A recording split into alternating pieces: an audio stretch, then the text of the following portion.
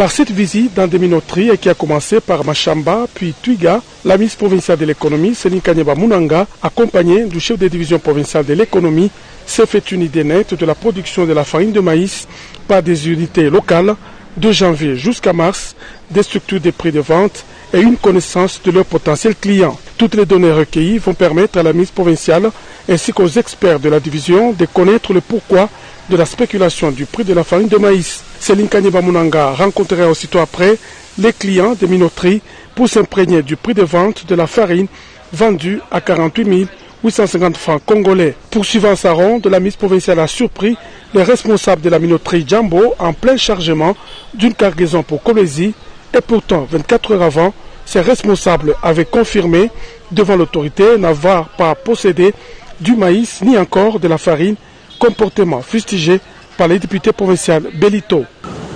Dans les réunions, ils nous disent qu'ils n'ont pas de farine.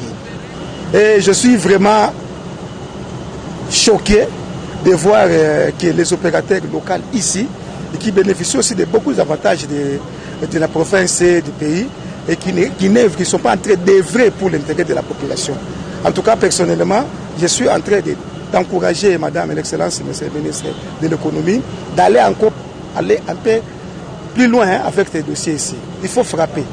Céline Kanyeba Munanga sur place ordonné la fermeture de la minoterie et la confiscation de la cargaison avant de les entendre. Nous ne comprenons pas du tout pourquoi cette farine est vendue à un prix aussi élevé alors qu'on trouve de la farine partout, qu'on crée la rareté à Lubumbashi pour aller vendre à des prix défiant toute concurrence ailleurs de la province. Jambo a fait la rétention de stock. Il a caché son stock pour ses intérêts personnels au détriment de la population. Le camion et sa cargaison ont été acheminés au gouvernorat de province sous escorte policière.